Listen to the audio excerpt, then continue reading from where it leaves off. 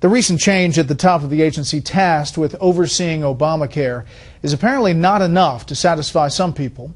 Also tonight, Chief National Correspondent Jim Engel tells us how Obamacare customers may end up with a big tax bill from Uncle Sam. After a rollout so rocky, even President Obama apologized. There's yet another surprise awaiting consumers. If they're receiving subsidies and their income changes for whatever reason, they may owe a bundle to the IRS.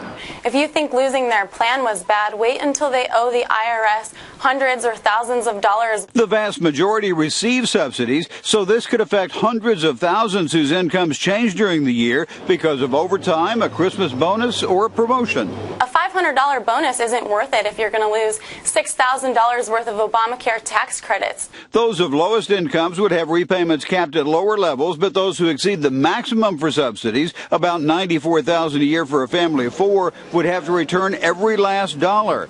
The problem is the administration still hasn't fixed the infamous back end of the computer system that verifies such things, so insurance companies just bill what they think is right. The major insurance companies in the United States are sending a bill, an invoice to the Treasury saying, here's how much you owe us for subsidies for the month of April.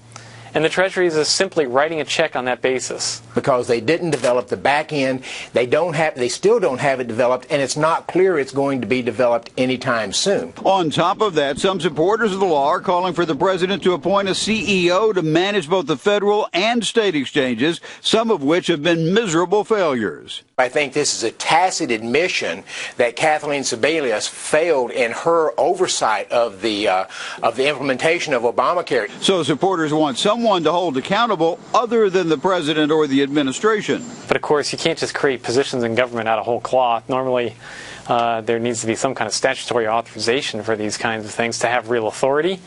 And I don't see how they could do that easily. Officials say income discrepancies aren't surprising since this is a new process. But for now, any fixes will be done by hand, what one critic calls an accounting nightmare. And the House is demanding a briefing no later than June 2nd. Bret? Jim, thank you.